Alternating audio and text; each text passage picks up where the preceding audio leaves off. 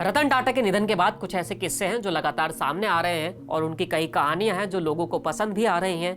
रतन टाटा के बारे में लोग जानना चाह रहे हैं। ऐसे ही कुछ किस्से हैं जिनका जिक्र हम यहाँ इस वीडियो में करते हैं। एक एक करके हम उन किस्सों के बारे में बात करते हैं। सबसे पहले बात करते हैं, रतन टाटा नहीं रहे लेकिन अब उनसे जुड़े कुछ किस्से हमारे साथ हैं। रतन टाटा जानवरों को बेहद प्यार और उनका सम्मान भी करते थे। रतन टाटा की दिलदारी का अंदाजा आप इस बात से लगा सकते हैं कि टाटा ग्रुप से जुड़े तमाम 5 स्टार होटल या ग्रुप की बाकी बिल्डिंग और यहां तक कि मुंबई में टाटा ग्रुप के हेडक्वार्टर बॉम्बे हाउस में कभी भी आवारा कुत्तों की एंट्री के लिए बैन नहीं रहा। यहां तक कि उनको आने के लिए एंट्री दी जाती थी, साथ ही अच्छा खाना भी खिलाया जाता था।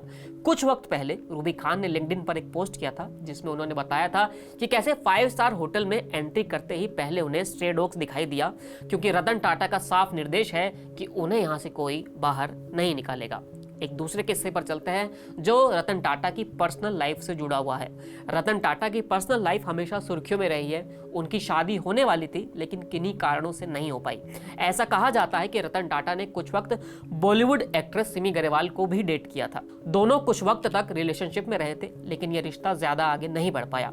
एक बार सिमी ग्रेवाल ने रतन टाटा से पूछा था कि उन्होंने कभी शादी क्यों नहीं की। जवाब में रतन टाटा ने इतना ही कहा कि बहुत सारी चीजें हुई जिन्होंने मुझे शादी करने से रोक दिया।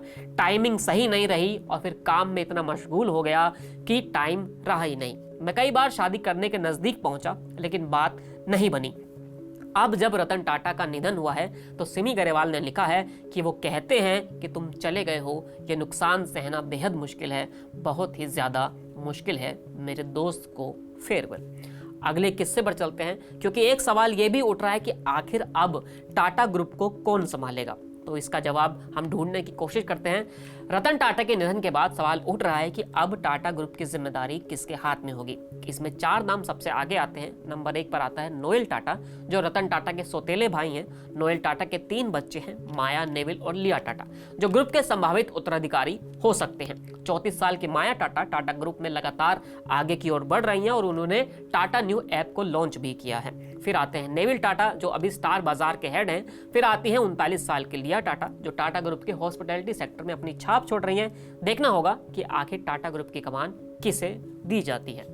अगले किस्से पर आते हैं, क्योंकि एक बार ऐसा भी हुआ कि 4 बार रतन टाटा की शादी होने से रह गई।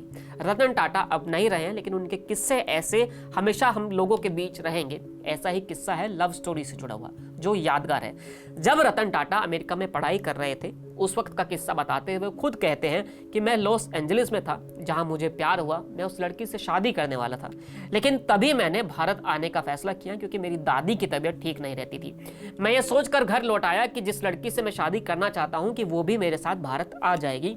लेकिन 1962 की भारत चीन की लड़ाई के चलते उस लड़की के माता पिता उसके भारत आने के पक्ष में नहीं थे और इस वजह से यह रिश्ता भी टूट गया। सिर्फ एक बार नहीं, 4 बार ऐसा हुआ कि जब रतन टाटा की शादी होते होते रह गई। आखिरी किस्से पर आते हैं कि रतन टाटा के कई ऐसे किस्से हैं जो बताते हैं कि वो साधारण व्यक्ति नहीं थे। 2008 में जब रतन टाटा को जैसे ही ताज होटल पर हमले की जानकारी मिली, वो आतंकियों की गोलीबारी की परवाह किए बिना वहां पर पहुंच गए। होटल गोलियों की तड़तड़ाहट से थर्रा रहा था और उसी बीच वो होटल में पहुंच गए थे। और सिर्फ पहुंचे ही नहीं, 3 दिन 3 रात तक वहीं रुके रहे, क्योंकि उन्हें मालूम था कि स्टाफ के अलावा 300 गेस्ट ऐसे भी थे जो उस वक्त होटल में थे। उनकी कोशिश यही थी कि हर कोई वहां पर सेफ रहे।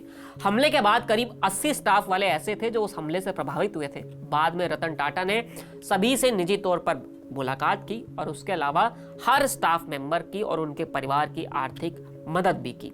ऐसे थे रतन टाटा जो अब इस दुनिया में नहीं हैं। उनकी यादें हैं, उनके कई किस्से हैं जो हमेशा अमर रहेंगे। हम सबकी तरफ से रतन टाटा को विदाई। इस वीडियो में इतना ही, फिर मिलेंगे नए वीडियो के साथ। शुक्रिया।